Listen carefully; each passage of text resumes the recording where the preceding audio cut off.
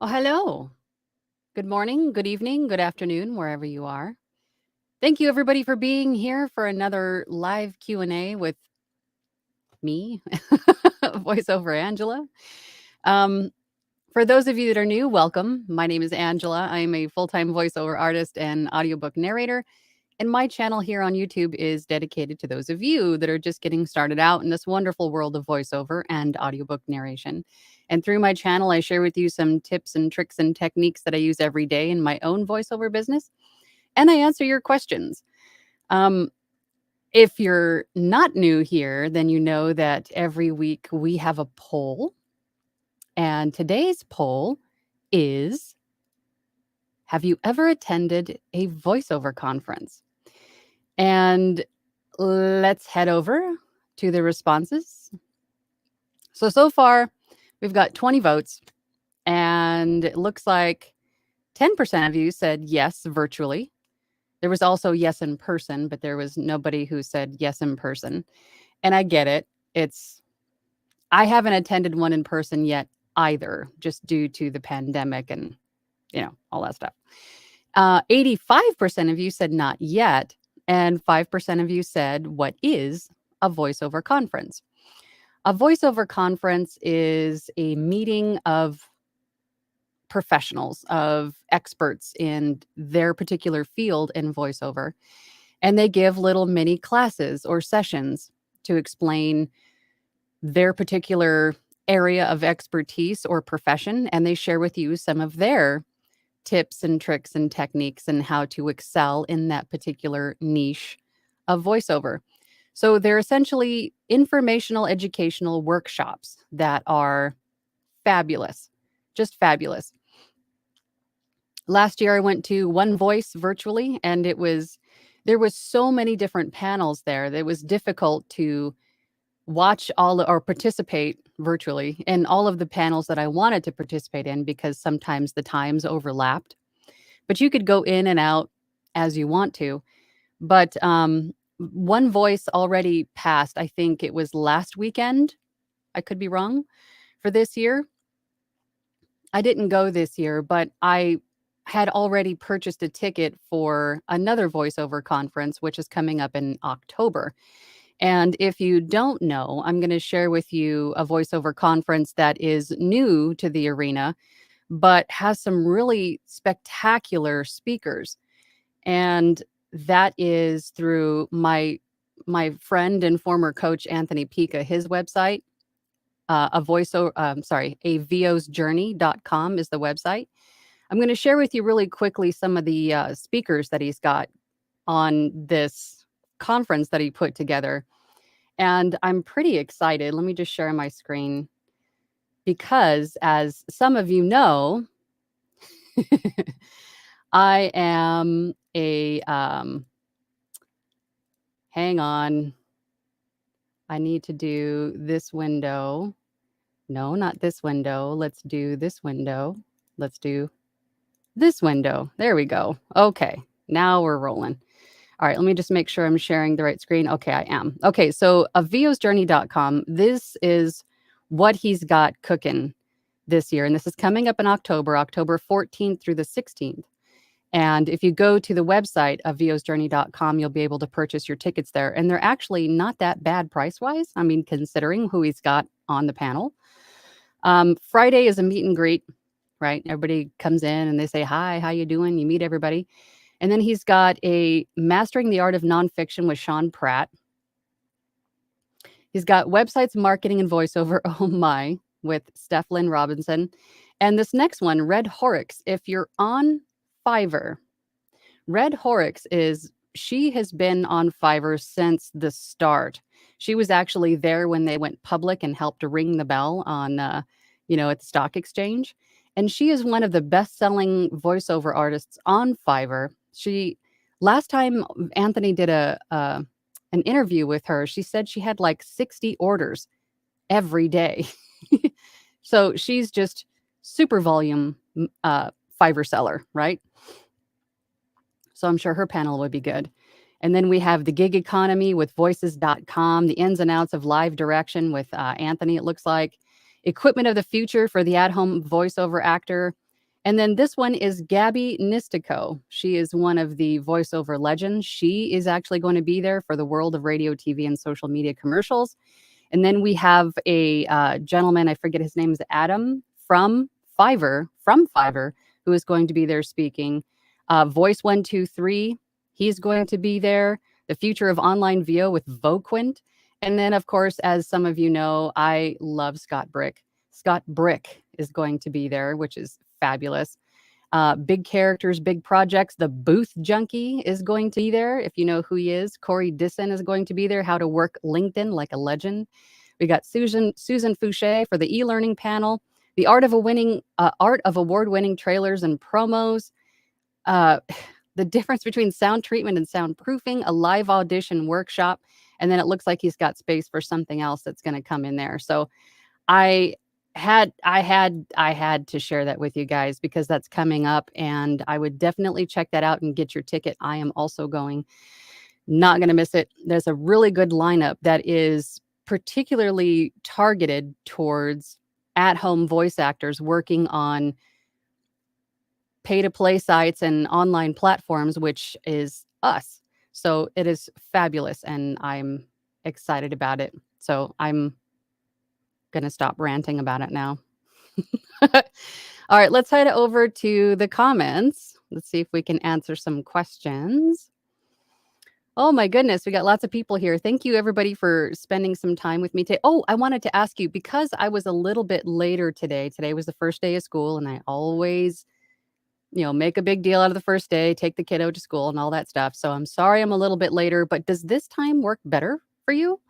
Does an hour later than normal work better for you and your schedule for you to attend, or do you like it better an hour earlier?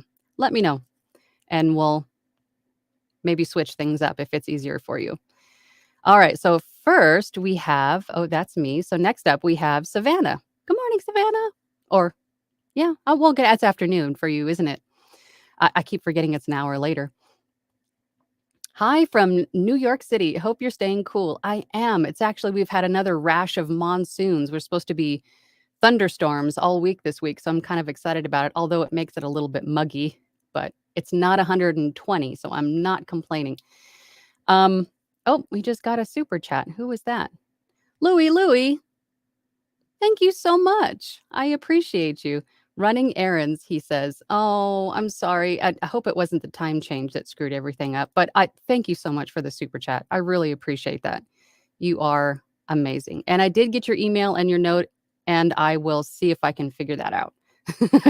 But maybe obviously next time because you're running errands, but thank you so much. Okay. Sorry, Savannah, back to your question. I'm going to go ahead and throw my question out there. Did you ever battle with imposter syndrome while starting out? Imposter syndrome is a daily thing. It's a daily struggle. And it's just like anything else that is sort of a hurdle to overcome. It's how you react to the feelings of imposter syndrome. There isn't a day that goes by that I don't feel like I shouldn't be here or I'm not good enough to be here. All it takes some time is maybe a client makes a remark or something doesn't go the way you audition for something you really want and you don't get it. It could be really anything. And then you think to yourself, well, maybe I shouldn't be doing this. But I think the best way to overcome that is to remember where you are now versus where you were a month ago, even a year ago, yesterday. How far that you've come to get to where all the things that you had to overcome and all of the challenges, all of the, auditioning, all of the learning of your DAW, everything that you have gone through from the start to now, and know that your passion is going to pull you forward. It has to. But what I often say is you just punch fear in the face, right? Because imposter syndrome is a form of fear, in my opinion. It's a form of, what if I'm not good enough? What if I can't make this a career? What if I do well and I can't handle it? Right? There's all kinds of different forms of fear. And I say, punch that fear right in the face. Punch it in the face and say, no, not today. What do we say to death?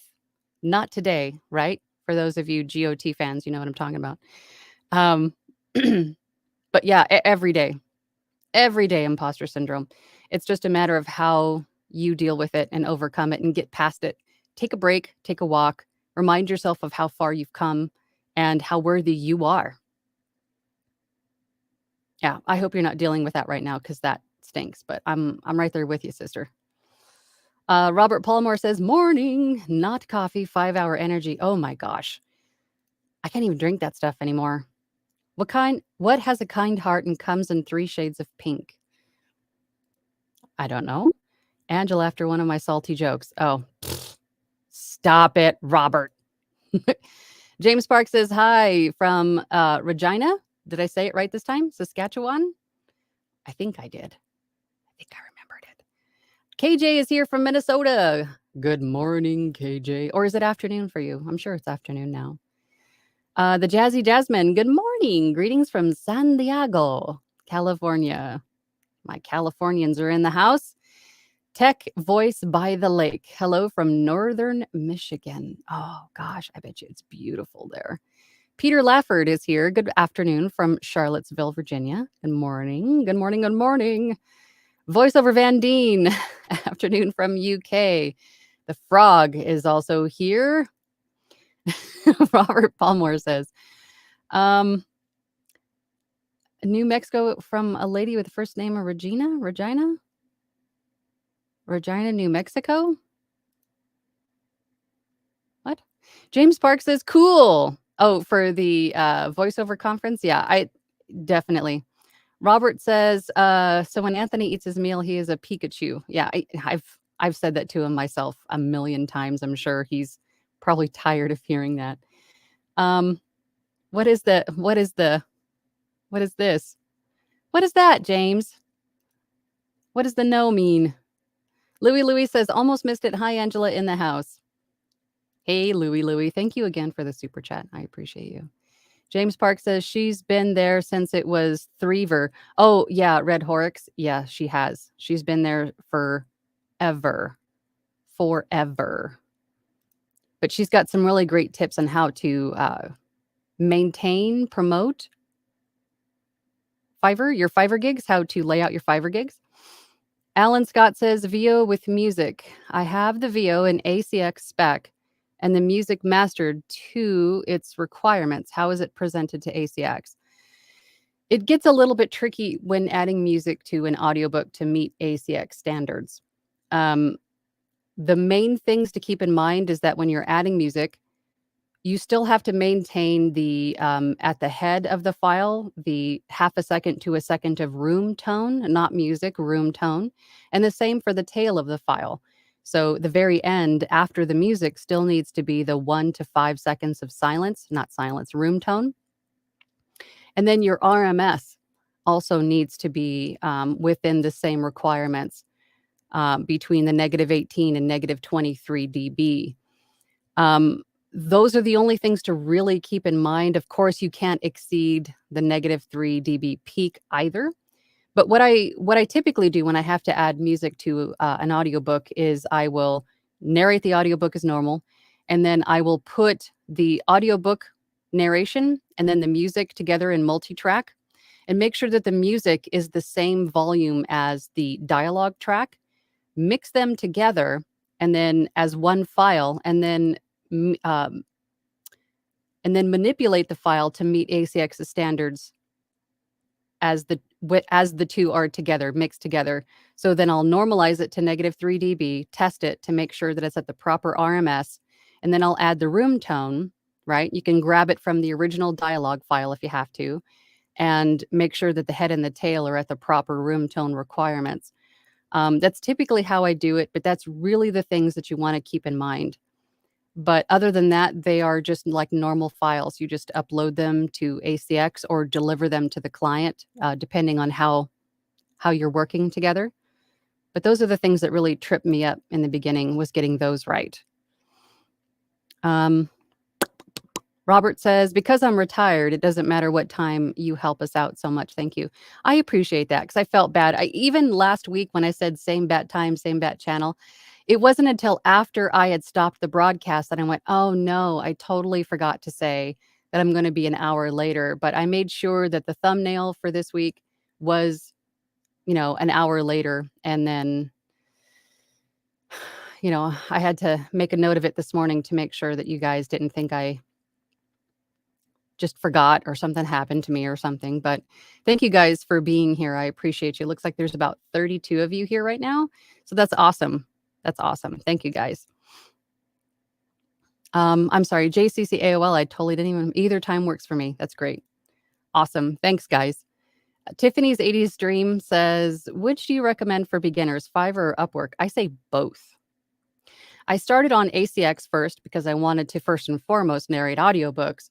And then I signed up with Fiverr. And then immediately after that, and say just maybe a week or two, I signed up with Upwork. And the reason I say both is because some people find Fiverr easier to work with, and some people find Upwork easier to work with.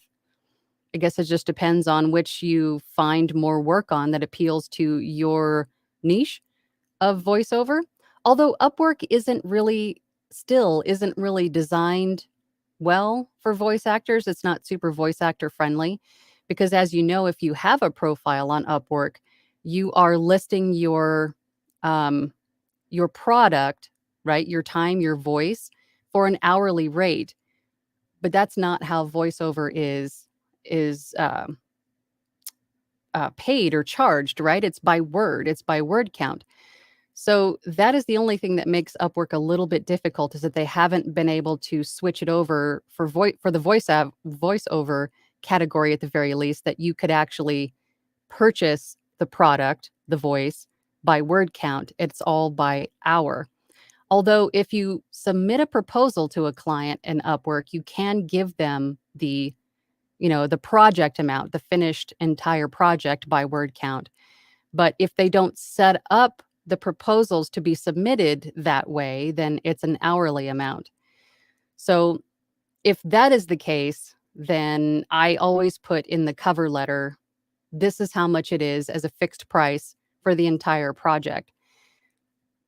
So, I mean, I'm hoping that Upwork at some point fixes it so we can put a per word amount in our profiles instead of an hourly amount.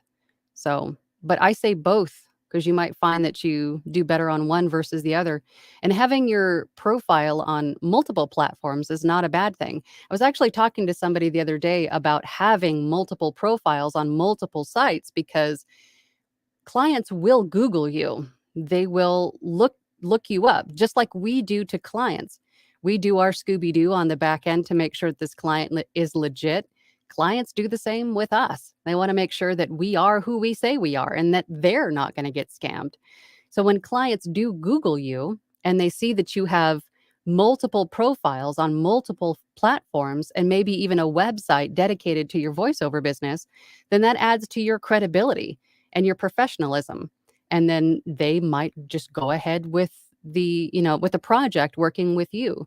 So having multiple platforms is not a bad thing, and also a website. I'm a firm believer in the website. You don't have to have one, but I prefer to have one as a home base. So when people do Google you, they can find you on your website and reach out to you directly that way, perhaps hear some demos, see or hear some past work that you've done, and be able to contact you, maybe learn a little bit more about you. I'm one of those people.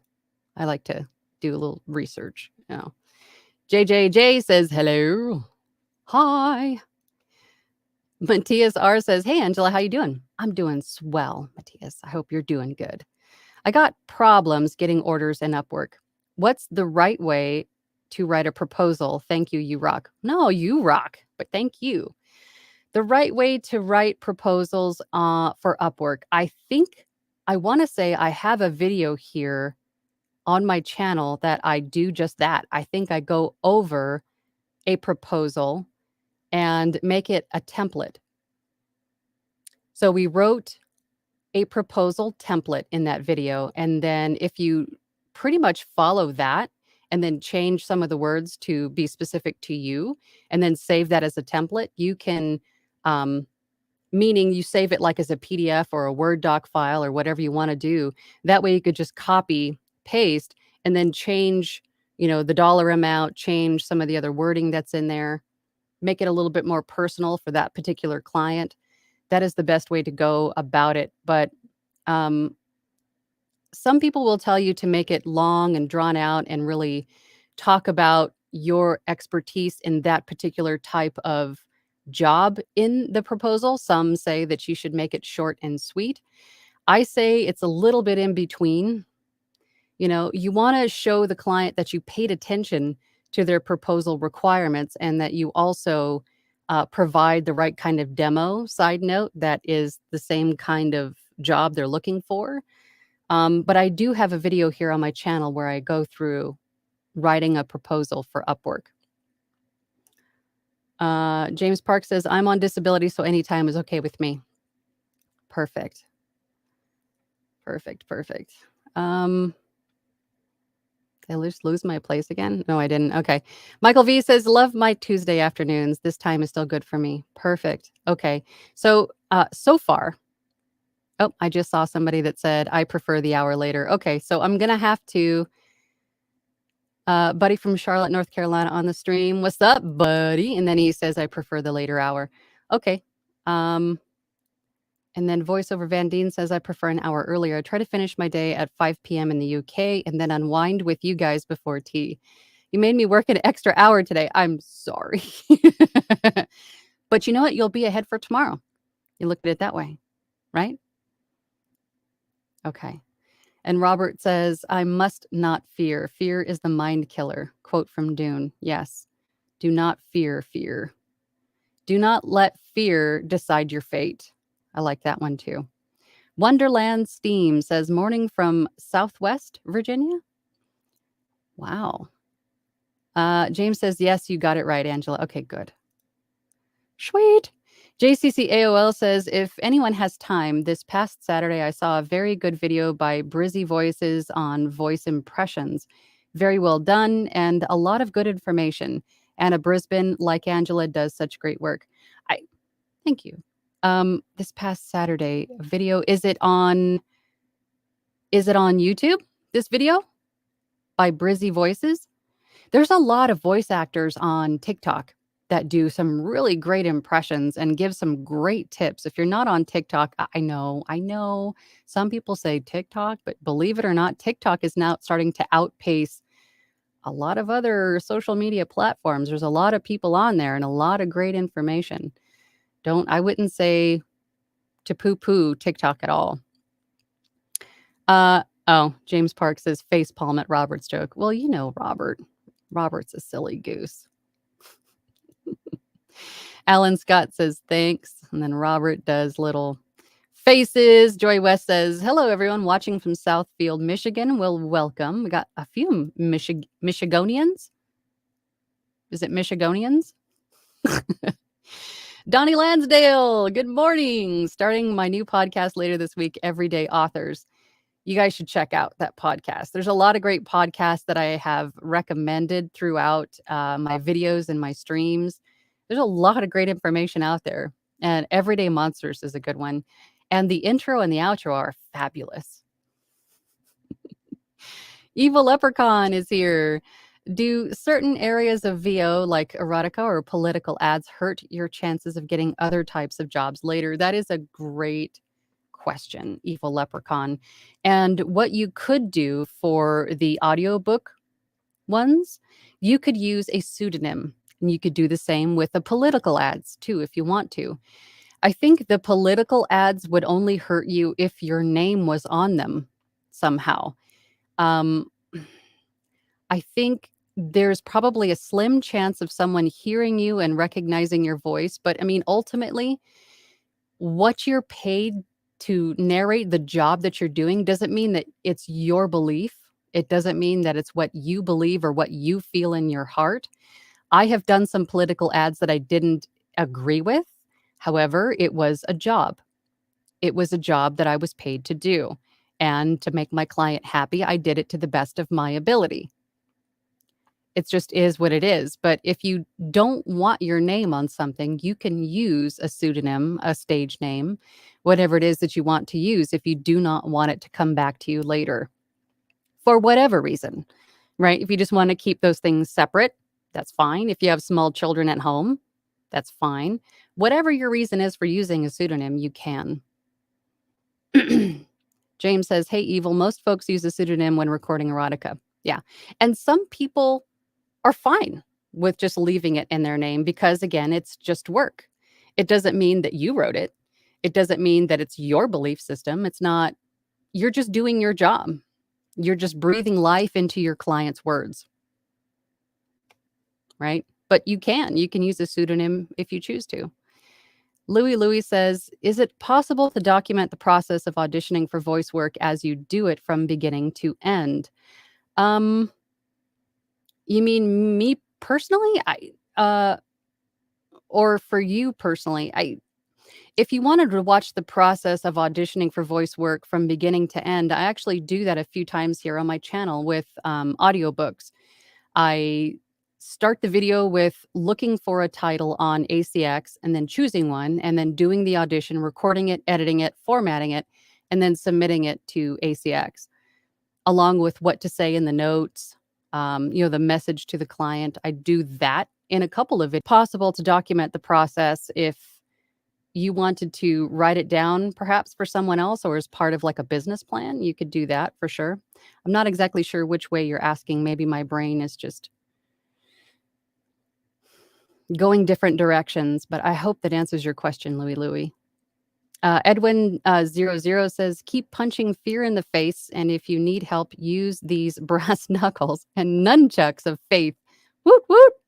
My friends and fellow artists, nunchucks of faith. I like that. I like that. Yes, brass knuckles and nunchucks of faith. Punch that fear in the face. Rock Dog says, "Discovered your channel this morning. Thanks for sharing your expertise. Curious about this as a part-time career." That's awesome. Thank you for joining. And you're welcome.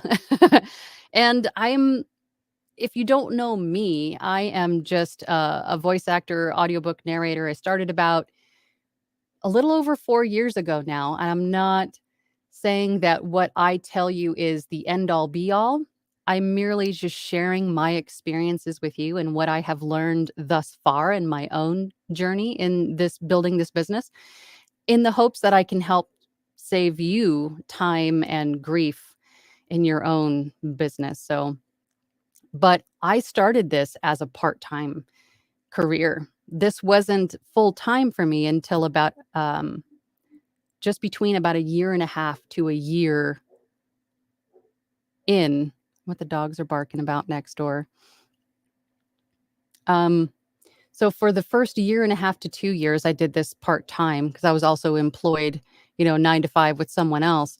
Not really 9 to 5, it was more like 6 to 5, but you get my meaning. But you could totally do this part-time if you wanted to, but at some point you're going to come to the conclusion that you might be losing voiceover work by being employed full-time. And that is what happened to me. And that is when I jumped ship and went out on my own. Joy West says, "What would a good website look like? Are there examples we can go by?" A good website, you could use a VO's Journey. That's a good voiceover website, but and then there's mine, but I'm not going to say that mine is fabulous, but if you want an idea of what you could put on it, mine is voiceoverangela.com. But it doesn't have to be multiple pages either. It could be just one page with a little bit about you, your contact information, or a way to contact you, or a way to get a quote, and perhaps a way for the potential client, to hear your voice or to see previous work that you've done so they can hear your voice. Those are really the main things to have on your website. Contact information, maybe a little bit about you, a picture of you. Enough, if you look at it from your point of view and looking at a potential freelance to hire, what would you want to see to make you feel comfortable in moving forward with this person, right?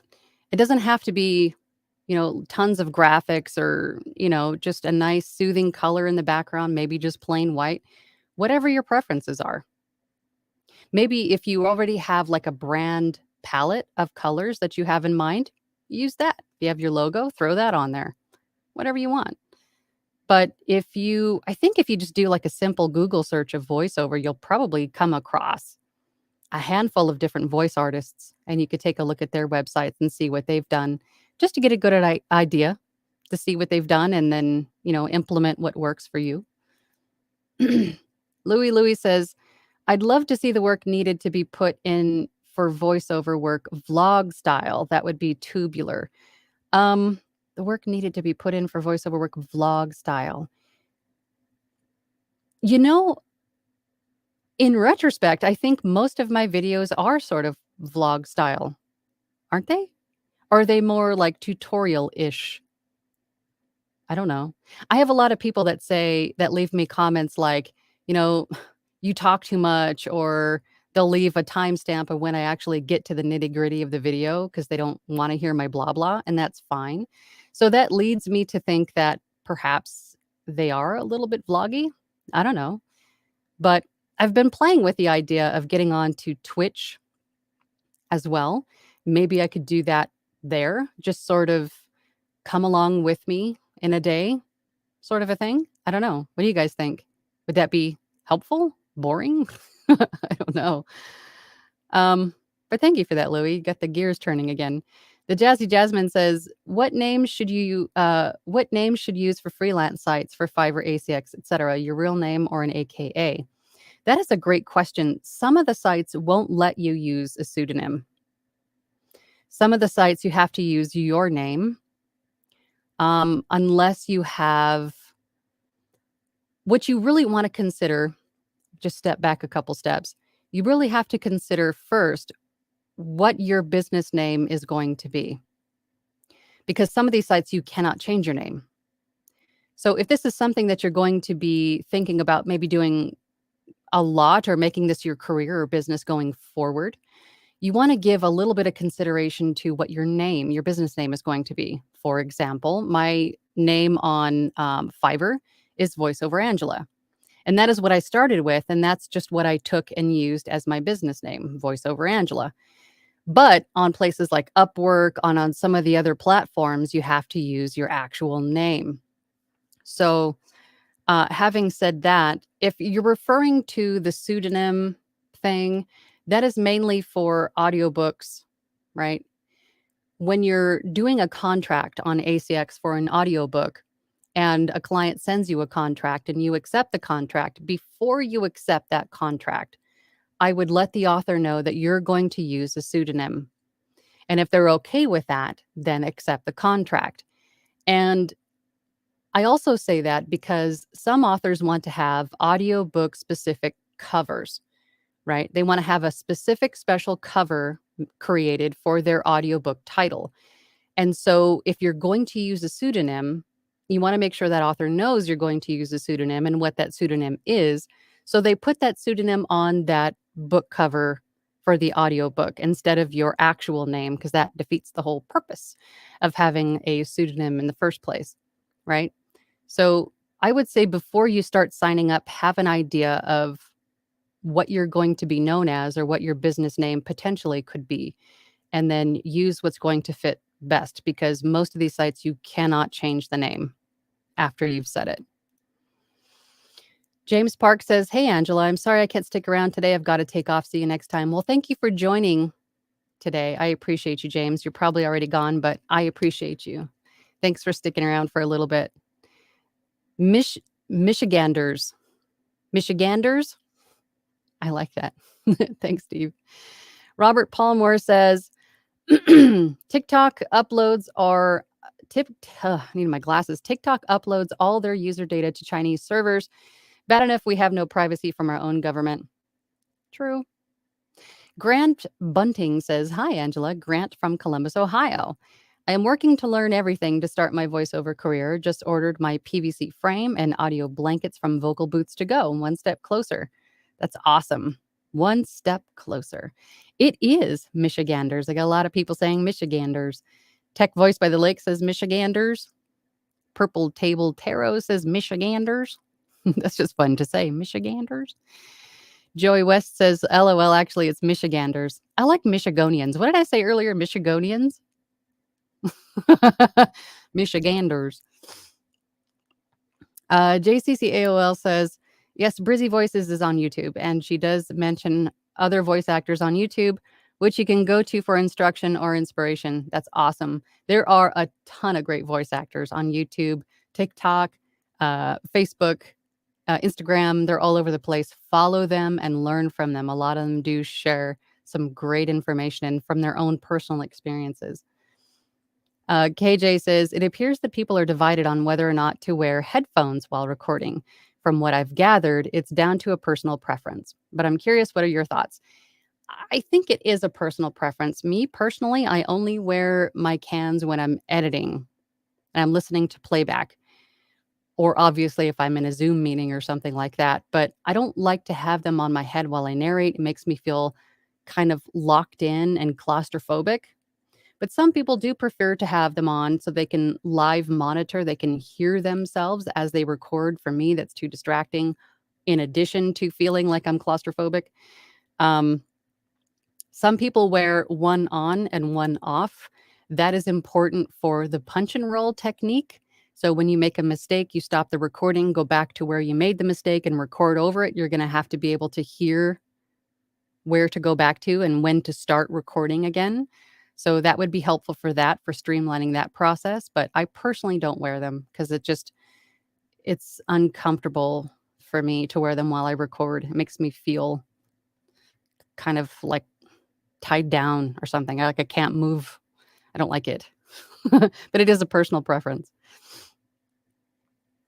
Rock Dog says, do clients sometimes ask for rereads or revisions? How do you set terms and boundaries on those platforms you use? Thanks, from Portland, Oregon. Yes, sometimes they do ask for rereads and revisions.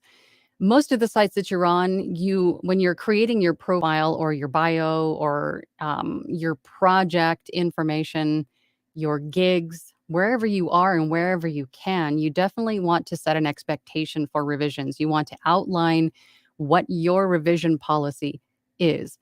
I personally offer a free revision of up to 300 words for change of pace or tone. If I mispronounce something, of course, that's going to be on me because that was my boo-boo. That was my mistake. However, I do ask clients up front if they have a script that's got uncommon words, medical terms, something that is probably useful to have a pronunciation guide for, foreign words in a different language other than my own. If they can provide like an audio clip of them saying the word or like a phonetic spelling or an example somewhere online of how it's pronounced correctly, that is always very helpful. But revision policies should be stated up front, so it's a clear expectation for both you and the client. So, but going back to my revision policy, anything over 300 words will be like a prorated charge. If there's a script rework, like if they changed the script, omitted, added to it, that is an additional charge also. And I do lay that out up front. Please send me your final draft. Any changes to the script after the order has started will be an extra fee. And then if they ask, what that extra fee is, then depending on your rate, whatever rate guide or rate card that you decide on, that is what you would let them know. It's usually 50%, like I usually give them a little bit of a break, but still to re-record something you've already done that is not your fault, there should be an extra charge. That's more work, right? Robert Palmer says, who let the dogs out next door? Yeah, the neighbor. I'm just happy that he doesn't bark all day like he used to. They keep the dog inside. So I think something was just left at my front door. So they were barking at whoever that was. JJJ says, have you ever done reads live or knock out small Fiverr jobs live to showcase the process? No pressure. I have not done live sessions yet, and I should. I think that is my own fear. It's a form of my own fear because I'm such an introvert. Meeting people stresses me out. especially clients, because there's just so much. I put too much pressure on myself, I think. I've met with clients before, like on Zoom meetings, but I've never done a live recording with someone. I think it would probably freak me out, but it's something that I need to work through and just get over. I don't offer them, so that's probably part of my problem. If I offered live direction, then I would probably get more work. But knock out small Fiverr jobs live. I think I might have done a small Fiverr job here on my YouTube channel. I don't remember if I have or not. But I have a few videos where I go through the entire process for audiobooks at the very least.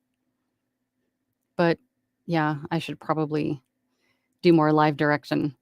Voiceover Van Deen says, if you work on Upwork on a paid per hour basis, you forego any rights to how your voice is used as their standard terms apply by default. See clauses 6.4 through 6.6 of the contract terms. No opt out. That is a good point. That is a very good point. So Upwork has really got to get to work on making it a little bit more voiceover friendly for us, for sure. That's a great point. And then he says, only by working on fixed price jobs can you take exception to these standard terms and state your own. Yeah. Yeah, that's a great point. Rock Dog says, thanks, Voiceover Van Deen. Yeah. Mouse TM says, at JJJ, she has a video for ACX process. I do. I think I have at least 2. Donnie Lansdale says, ACX deals are not always what they appear to be. Caution before you commit. It's difficult to get out of a signed deal on ACX. It is, but there are some tools you can use for snooping out ACX scammers if your spidey senses are tingling.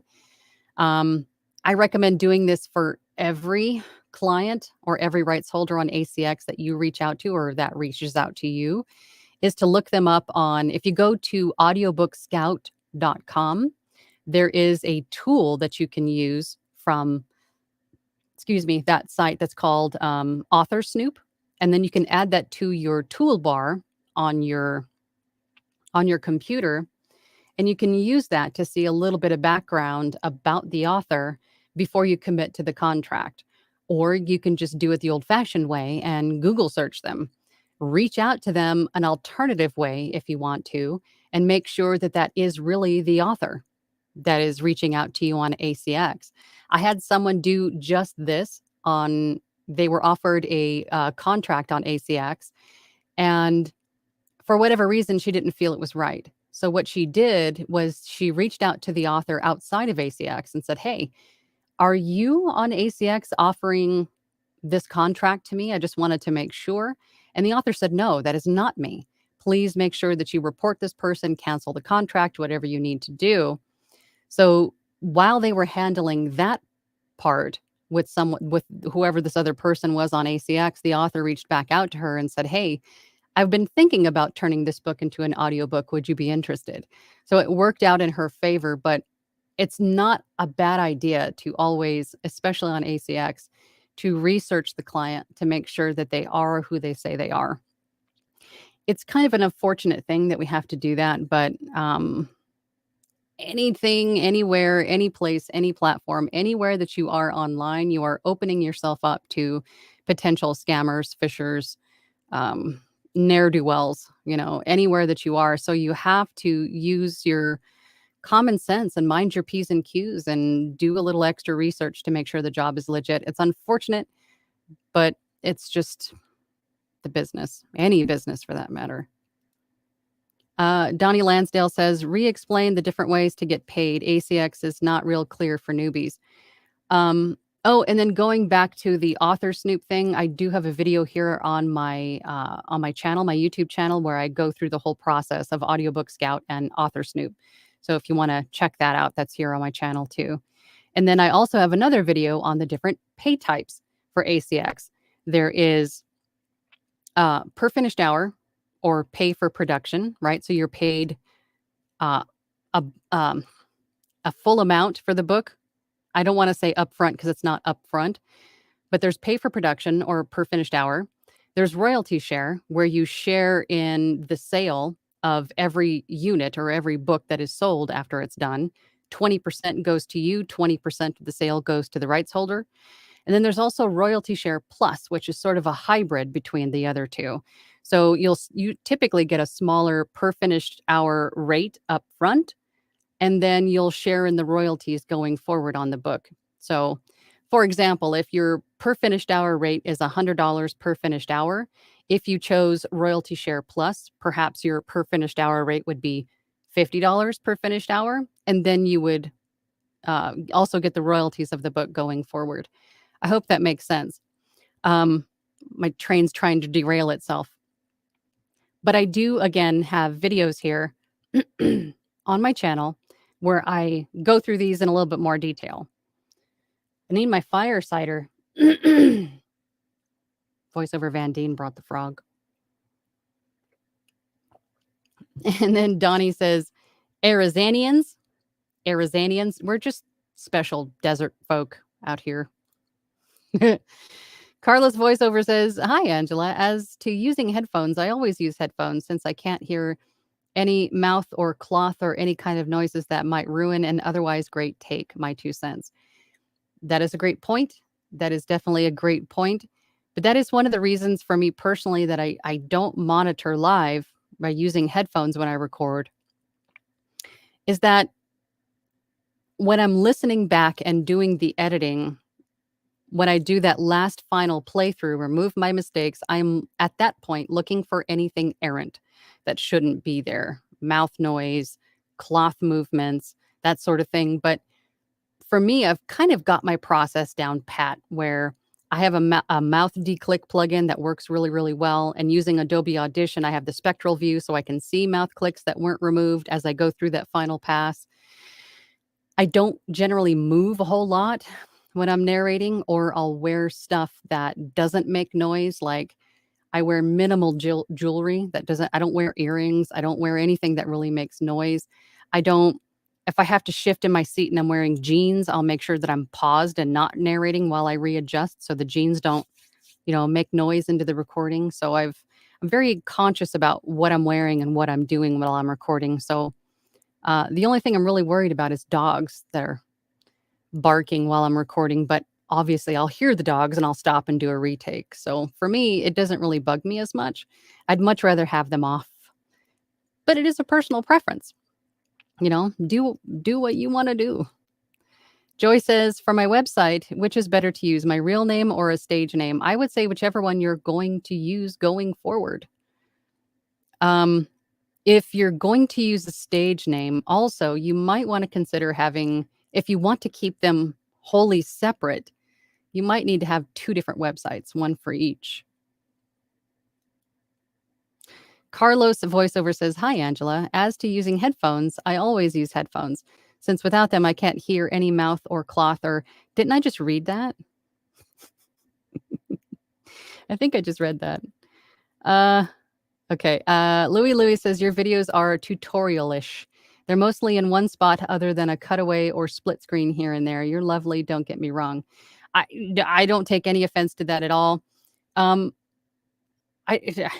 How could I? But I think my intent was just to share what I know. So hopefully it will save you a little bit of time in finding out how to do these things. And I guess the intent was to be more tutorial-ish. But I do add a little bit of a vlog element where I talk. But I guess if that is something that you say might work well, or something that you might enjoy, not just you, Louie, but anyone else here, if that is something that you would like to see, would you like to see like a follow along with me in a day sort of a deal, like a vlog? Like, this is what I have for today. Let's do it together, that sort of thing. Although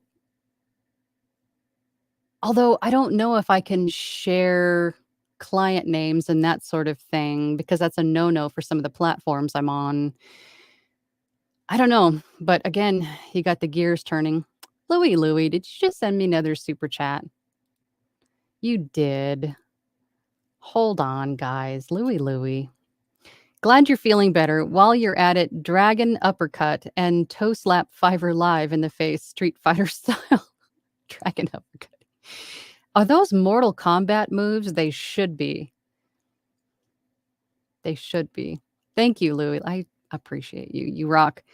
I don't know if I can do what we talked about on StreamYard. I might have to figure out how to do that later. Anywho, then Louie says vlogs are more cinematic. They are. I guess, well, are they though? If I'm not really doing much? I guess I'm thinking live. I'm thinking live, not like a pre-recorded vlog. Anywho, I'll figure it out. I'll figure something out. Buddy says, do you include short words like and, the, if, or as part of the word count when setting on the price of a word project? Absolutely. Those are words you're going to say. If it's in the script, you're going to say it. Therefore, count them. Every word from the title and any kind of tips or pronunciation guides they give you, the script body itself, everything that you are narrating for this client is accounted for in that word count. And then if there's anything above and beyond that, of course, there's always going to be usage rights.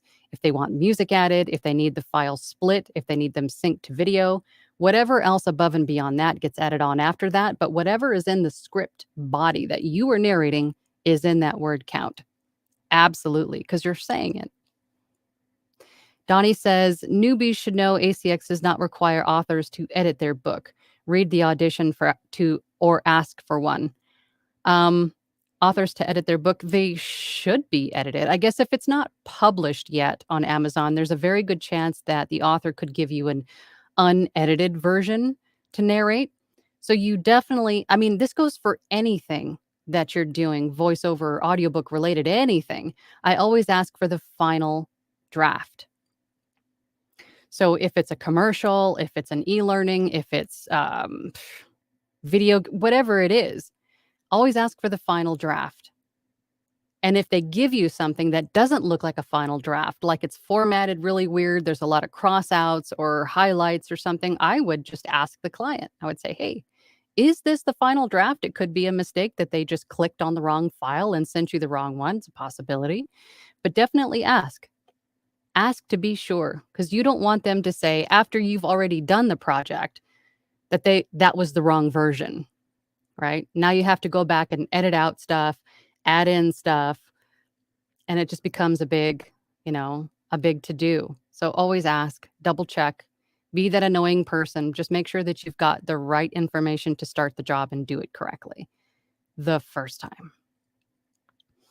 You know what? Let's head over to the poll really quick. I haven't checked on the poll. So let's do this. So today's poll was, have you ever attended a voiceover conference? I'm curious to see what you guys say. So, okay, so we've got quite a few votes. We've got 51 votes. Nobody has said yes in person. 8%, still 8% of you said yes virtually. 87% said not yet. And 6% said, what is a voiceover conference? Oh my gosh. So a voiceover conference is like mini workshops. It's usually a 2 or 3 day event that's either in person or virtually. And there's tons of experts that give like an hour-long class, really. They share with you some techniques and some tips and tricks on that particular niche or subsection of whatever it is that they have a specialty in, and they share that with you. And I just went through, at the beginning of this session, I went through the next one that's coming up in October, and that is a VO's Journey voiceover conference. I was about to say video conference. But I'm excited about this one because this is my friend Anthony, who has put this all together, and he's been talking about doing this for years because other voiceover conferences in the past have been great, but they've been a little bit lacking in the at-home, freelance, Fiverr using, Upwork using voiceover actor. So this conference that I put together is a little bit more geared to those of us that are just solely at home, relatively new, and there's just a lot of amazing experts that are going to be there. So go check out a VOsJourney.com, and on that homepage, you'll see the VoiceOver conference. The lineup is spectacular. So I'm so proud of him for putting that together. And I, of course, will be there. So I'm hoping you guys go. It'll be very informational. A lot of the booth junkie, Gabrielle Nistico, representatives from Fiverr, Voquent, Voices.com, Voice123 will all be there. Scott Brick will be there. So definitely check it out. It'll definitely be worth your time. All right, so let's go back to the comments. Let me see here. Where did I leave off? Grant says, do you offer voiceover coaching?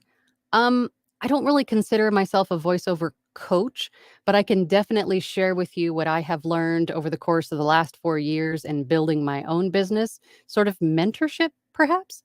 But I can probably help you with whatever you're trying to get through, whatever obstacles you're trying to overcome. I generally help people set up their profiles, get their equipment in place, help them with their reads. So I guess yes, but it's not really like coaching, perhaps. Maybe it is. I don't know. I don't really consider myself a coach. Louis says, punch Fiverr live in the face. Eat your spinach. LOL. Lemuel CDs. I hope I said that right. What's that ACX search tool again? If you go to audiobookscout.com, at the bottom of the home page, the very first page, there is a button that says ACX Author Snoop. And then you can drag it and put it right up onto your bookmarks, and then use that the next time you're on ACX. Rock Dog says, what metrics would you want to see on a gig to decide that the royalties or hybrid pay options would benefit you? If you're looking at an ACX audition, if you're looking at royalty share, if they're offering you royalty share, you want to see that the book has a good sales rank. I generally say anything from 800,000 and below, 800,000 or a smaller number in sales rank. You also want to see some good reviews. You want to see at least a 4-star review, maybe more. Maybe your parameters would be 5 stars. Although it would be hard to find anything with a complete 5 stars and have, hundreds of reviews. But you want to see that the book maybe has a following. You want to see that the author is established, maybe has multiple series, multiple books already under their belt. And so they'll probably already have a social media following. Basically, you want to see if the book is going to sell well, right? So you can recoup the cost of your time in narrating the book. If the book looks like it's going to be popular or has been popular, then royalty share might be a good option. But if it's a book that is brand new, an author that's brand new, you probably want to stick with per finished hour or pay for production. So you can be sure to recoup your time in narrating that audiobook up front. And when working with per finished hour or pay for production, I typically ask for 50% upfront before I even start. So they send me the manuscript. I send them an invoice for 50% of the predetermined amount for the book. And then once it's done, the client's happy, revisions are done. It's off to QA for quality assurance through ACX. I send them an invoice for the remaining 50%, for the remaining amount of the audiobook. And that in itself, asking for 50% up front, will generally remove any scammers, right? Because they don't want to pay anything. They want to get your work for free. Buddy Ojeda says, catching your live streams has been hit or miss for me. Do you have HV? Do you have a set date and time? Do you stream more than once a week? Typically, I stream every Tuesday. I typically am on an hour earlier than I started today. So 12 p.m. EST is when I typically stream. But today was a special occasion. It was first day of school. I took my kiddo to school. It's like a tradition. I do it every year. So I was an hour later than normal. I started today at 1 p.m. EST. But next week and every week thereafter will be 12 p.m. EST on Tuesdays. And they're all recorded, so you can always catch one if you missed one. Joy West says, I've been doing a lot of low-paying fixed-priced voiceover work on Upwork just to get some experience under my belt. How many should a beginner do before moving on to better-paying projects? That's going to be your call. You could do a couple and go, yeah, man, I got this, right? Let's go. And then move on and, increase your rates or go look for something that's more experienced or intermediate or however it's labeled on the platform that you are on. I'd say once you're comfortable with the process, once you're comfortable with your audio editing skills and your mastering skills, once you're comfortable with performing, then do it. Give it a try. Try it today. Go get a higher paying job today and let us know how it goes. Do it. Don't hold yourself back waiting for the what if, just do it. VoiceOver Van Deen says, always investigate every client. Audition request today from a company looking to train its AI. Looked into them and found they also sell synthesized voices. Immediately declined. Yeah, same. Anything that's text to speech, TTS, AI, anything that they're collecting voices, I don't even investigate. That's just usually an automatic, no thank you. Yeah, always investigate everybody. Rock Dog says, have you ever worked on a project where you read with other voice pros on an audiobook? Yes, I have. I am typically the person that does the production part of it too. So I've done a couple of audiobooks where I have narrated a section and someone else has narrated another section. So it was kind of like a duet or a dual narration. And then they sent all their files to me, and then I would match the volumes and everything and then mix them all together. But yes, I have. I mean, that's a little bit more work because you're not only editing and narrating your own section of the book, but you're also having to master someone else's voice to sound very similar in tone and volume as yours, so you don't sound like you're in two different places. You have to sound like you're, recording in the same place as close as you can get. And that takes a little bit of extra work. But yes, I have. Rock Dog says, I'd like to see a day in the live stream if you did that. Okay, cool. And then Wonderland Stream says that would be, not stream, Steam says that would be awesome if you could. Okay, well, I mean, there's a thought. I did secure my name, VoiceOverAngela, on Twitch. I don't even know if that would be a good place to do that. Or should I do I don't want to do a whole separate channel on YouTube. I don't know. What would be the best way to do that, you think? Anyway, Grant says, I see people zooming in and out of their waveform views on videos, but no one ever shows us how. Oh, so how do you do that? With your mouse. There's a scroll button on the top, the mouse button, the scroll button. Hold on. Let's see if I can do this without screwing everything up. This little scroll button, you can zoom in and out with that, with your waveform. Or with Audition and some of the other DAWs, there's probably a little zoom button, like zoom in, zoom out, the plus and minus, somewhere on the DAW so you can zoom in and out. But I do it with Adobe Audition with my button on my mouse where I can zoom in and out. Makes it easier to see mouth noise. If you're trying to investigate a certain sound on there, you can zoom in and see it. Okay. JJJ says, what kind of coaching services do you offer? Fiverr and ACX profile help spot and read feedback and directions? Yes. Pretty much anything that you need. Because I have come to find that people ask for learning in different ways.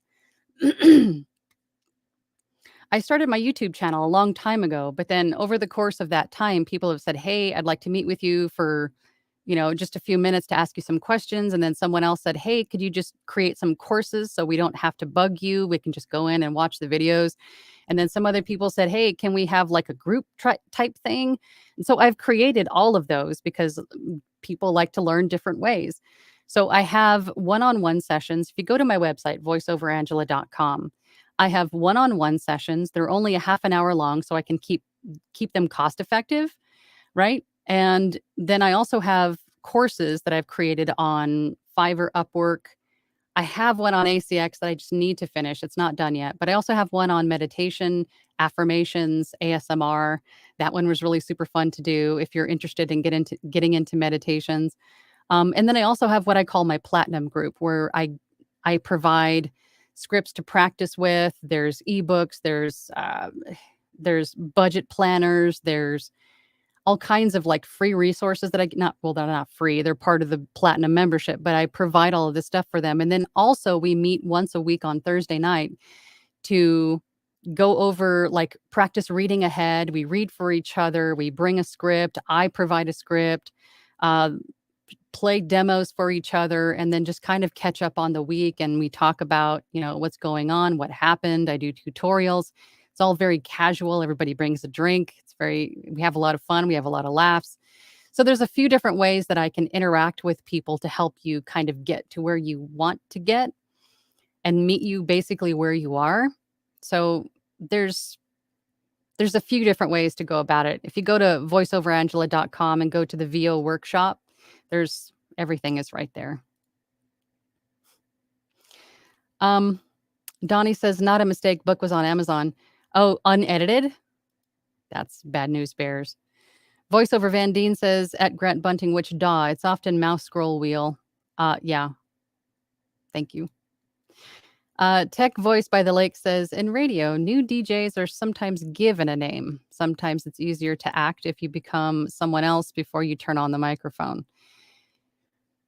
Yes, it is. However, I think that's one of the things I find that is hardest to overcome is the feeling that you need to be someone else when you turn the microphone on. Because most of what I do anyway is just me, authentically me. So I can't pretend that I'm someone else because it comes across so much more natural and authentic, for lack of a better term, if it's just me. If it's just me talking to you, reading the narration. But in terms of having a name, if you want to set yourself apart from that, name yourself or just use your own name. You're not stuck with it, right? But I find a lot of people have difficulty getting over feeling the need to be someone else when they turn the microphone on. So if it works for you, then that's great, but you might find it harder to get out of that habit later on, is what I'm thinking. Rock Dog says, my last question is a fun one. Who has the most amazing voice in your opinion? Oh my gosh, my voiceover hero is Sigourney Weaver. I've always loved Sigourney Weaver. That is who I aspire to be. I love just how like velvety her voice is. Love it. Lemuel CD says, could you give the names of those two ACX client search tools again? Yes, that was audiobookscout.com. And then on that site, Audiobook Scout, at the bottom of the page, you'll see ACX Author Snoop. And that is a button that you can just put into your toolbar, at the top of your screen. I can't think of what it is. Your bookmark? I can't think of what the name is.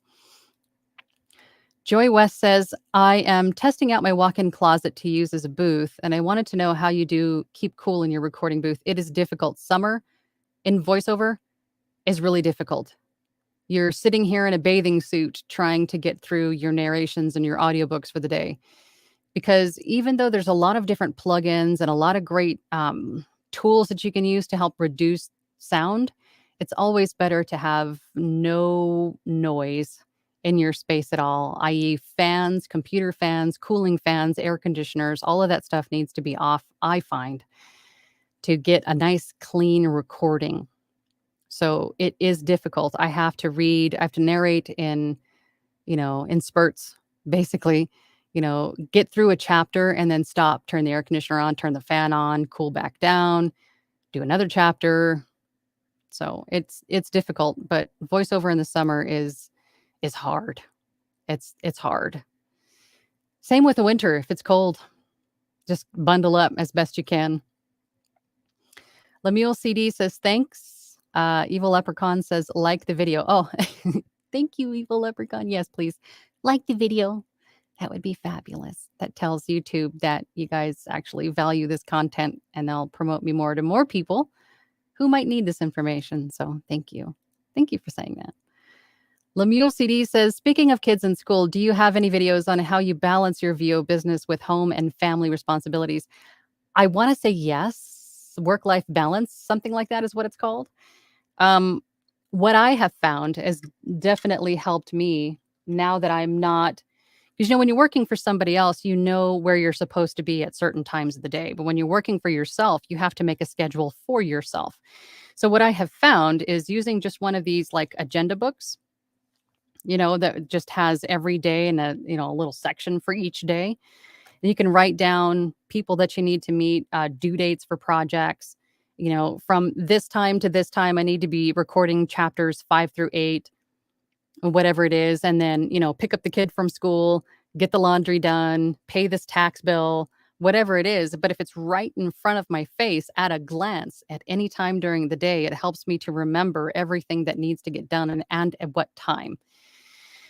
So this thing has been huge, instrumental in helping me to keep my business afloat. Just simple, write it down, pen and paper right in front of my face. Some people use like whiteboards and dry erase markers, but I'm afraid that would reflect my voice and create echo. But some people use that. Some people use digital reminders on their cell phones or on their computers to do that. Whatever's easier for you. But I find writing it down and making a schedule agenda for yourself every day definitely helps to get everything done that needs to get done. Wonderland, why does my mouth not like that? Wonderland Steam says Twitch. Okay. I've never used Twitch before, but I guess everything's new at least once, right? Carlos VoiceOver says, question, voice booth or completely treated room? Always completely treated, whatever it is. If it's a booth, if it's a hobo fort that you built yourself with PVC and moving blankets, whatever it is, make sure that it's well treated. Because regardless of whatever mic or other equipment that you have, if you have a $40 mic or a $3,600 mic, it's just going to make your untreated room sound even crisper or even worse sounding, in that $3,600 mic. It doesn't matter what your equipment is. If your room is not properly treated, that is the most important thing, in my opinion, is having a properly treated room. So whatever way that you decide to go, just make sure that you have soft surfaces that are going to help absorb some of the waveforms that your voice creates, because it bounces off all of the surfaces in your room, which creates echo or like a dead tinny sound, depending on the room. So always a well-treated room is going to be your best bet, whatever that may be. Donnie went from zero to hero when I started using Twisted Wave for audio narration editing. It's user-friendly and edit on the fly with great filters. Twisted Wave, really? That's awesome. All right, let's get through these last few comments. I've got to see what's at the front door. I don't want anybody to steal it. Grant Bunting says, thanks, Angela and Vio Van Deen. Found it. Great. Louis says, my vote for the day in the life of VoiceOverAngela in the house. Okay, I wonder who got that concept snowballing. Yay, me. You did. And I thought about doing something similar a while back, but I didn't think anybody would even be interested. It's just me doing my thing, but I guess there might be something to that, but I don't know. But thank you for sharing that, Louis. I appreciate you. Johnny Bravo says, wow, what? Oh no, see, this is where we need a moderator. Let's get rid of these peoples. Hold on, guys. Let's get these guys out of here. We got bombed again. Report.